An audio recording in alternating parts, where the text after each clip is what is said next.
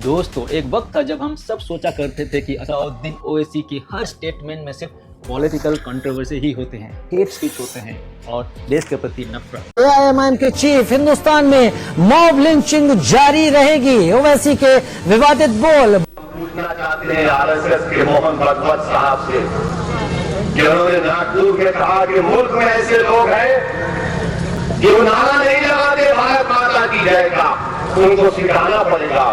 मोहन भागवत साहब, मैं नहीं लगाता नारा, क्या करते आप?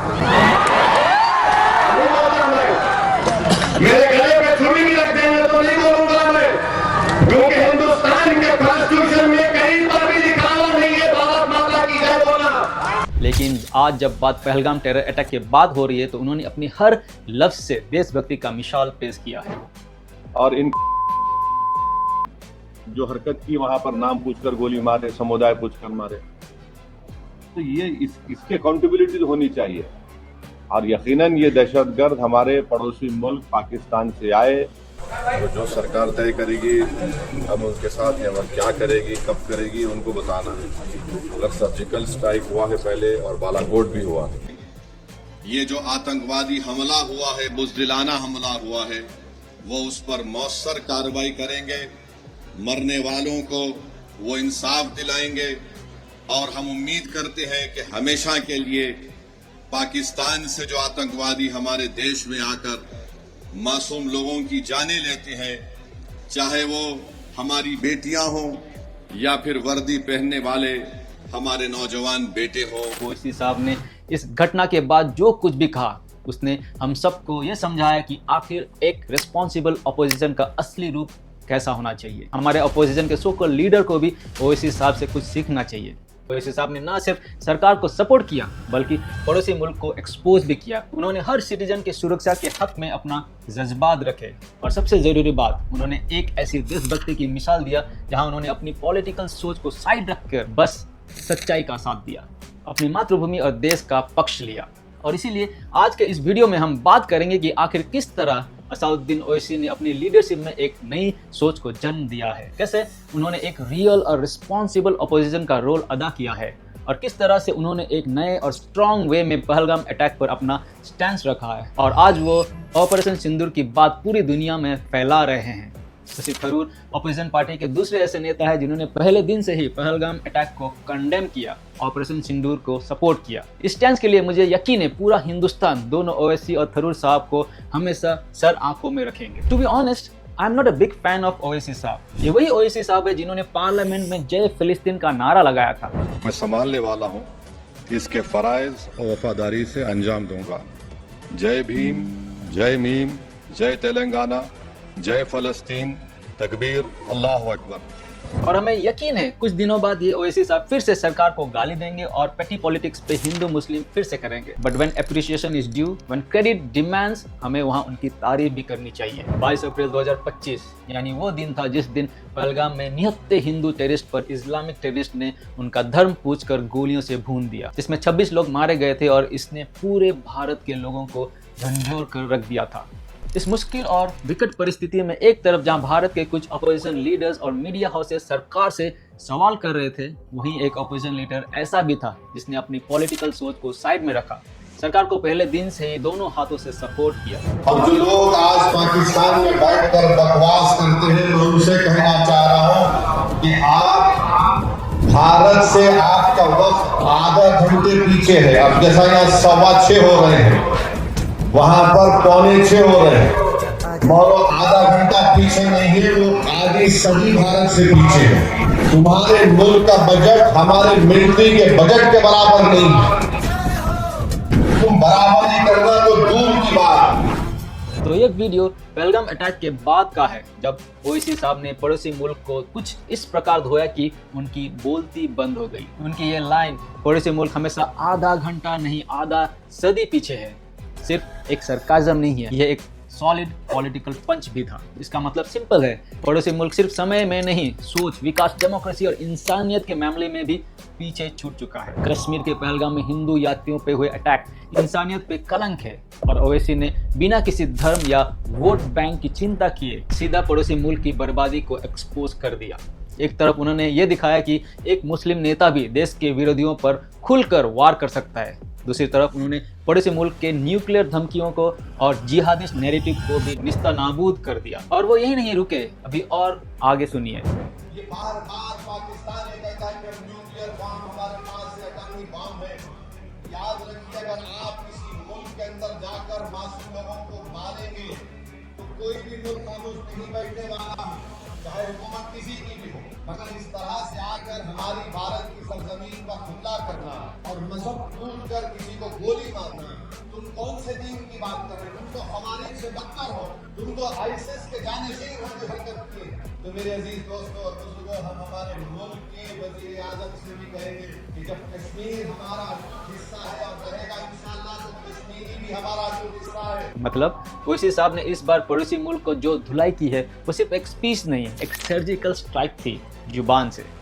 उन्होंने सीधा पड़ोसी मुल्क से कहा, तुम एक मलेरिया का दवा नहीं बना सकते, एक टायर नहीं बना सकते और भारत से पंगा लोगे। पाकिस्तान में तुम एक मलेरिया की दवा नहीं बना सकते, तुम एक मोटरसाइकिल का टायर तैयार नहीं कर सकते। भारत बहुत आगे है, भारत से पंगा मत लो। इतना ब्रूटल सच बोला गया कि शायद इस्लामाबाद में स्पीकर फट गई होगी।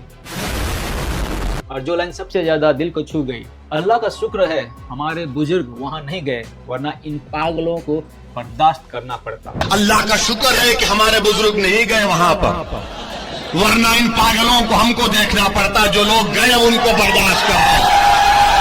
क्या जबरदस्त टिप्पणी है ये। इस पे हिस्ट्री भी है, आइडेंटिटी भी है और एक क्लियर मैसेज भी। हमें एक पड़ोसी मुल्क से ना कभी मतलब था ना होगा। सबसे जबरदस्त बात उन्होंने तब कही जब उन्होंने चाइना को लेकर पड़ोसी मुल्क को सुनाया, तुम जिनके आगे मुल्क गिरवी रख रहे हो वही चाइना 20 लाख मुसलमानों को बंद कर रखा है, जिनके जवान सुअर खिला रहे हैं, और तुम इस्लाम की बात करते हो। अरे ये तुमको शर्म नहीं है कि तुम तुम्हारे मुल्क को चीन के पास गिरवी करती हो और तुम इस्लाम की बात करते हो? वो चीन जो जिनजियांग में मुसलमानों को 20 लाख मुसलमानों को कैद में बंद कर दिया, जिनको जबरन सूअर खिलाया जा रहा है चीन में, आज वो मिनिस्टर इस्लाम की कामयाबी की बात करता है। ये सिर्फ पड़ोसी मुल्क की हिपोक्रेसी को एक्सपोज करने वाली बात नहीं थी, ये उन लोगों के लिए भी एक आईना था जो धर्म के नाम पर इमोशंस बेच रहे हैं, लेकिन ग्राउंड रियलिटी से आंख चुरा रहे हैं। इसके बाद उन्होंने सरकार को भी खुलकर इस अटैक के बदला लेने के लिए सपोर्ट किया।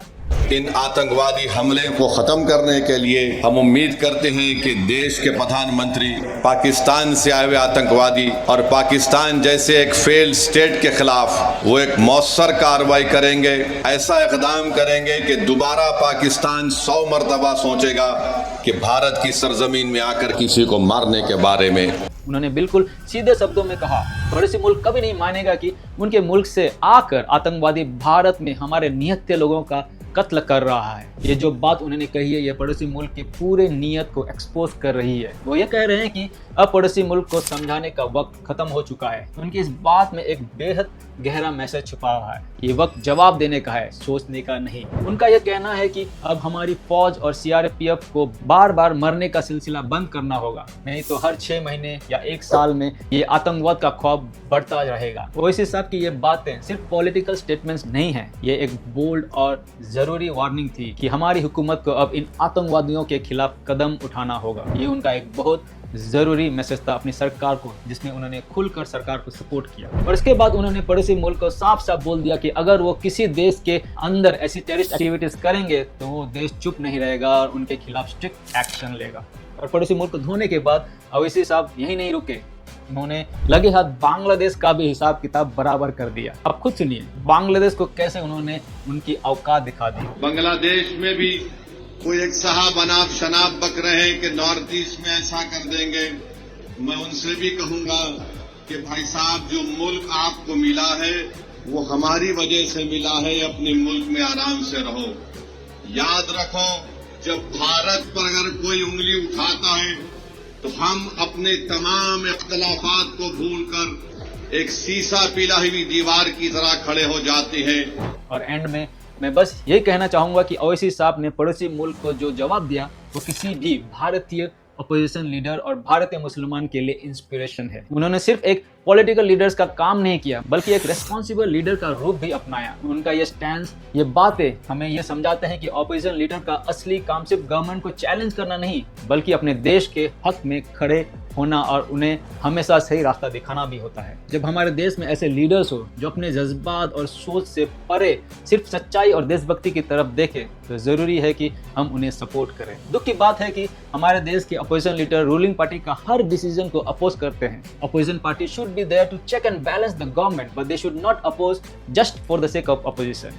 जब सरकार प्रोग्रेस की बात करे, जब बात एजुकेशन की हो और जब बात हिंदुस्तान की हो, तब सभी पॉलिटिकल पार्टी को एकजुट होकर आगे बढ़ना चाहिए। क्या आपको लगता है ओडिशा के चीफ मिनिस्टर बीजेपी के पैदे हैं या ओडिशा के चीफ मिनिस्टर मांझी ओडिशा में इंडिपेंडेंटली अच्छा काम कर रहे हैं? स्क्रीन पे दिख रहे वीडियो को जरूर देखिए। Regarding Pahalgam attack and operation Sindoor, Hindustan ने पूरी दुनिया को बता दिया कि भले ही हिंदुस्तान के लोग हिंदू मुस्लिम, north south, Hindi non Hindi language पे झगड़ते हैं, इसका मतलब ये नहीं कि कोई बाहर का लोग आए और हमारे घर पे आग लगाए। भले ही हम 4 भाई आपस में लड़ते हों, लेकिन जब कोई हिंदुस्तान को ललकारेगा तो हम 1.4 बिलियन भारतीय एक बन जाते हैं और एकजुट होकर अपने दुश्मनों को ऐसी तैसी कर देते हैं। जय हिंद।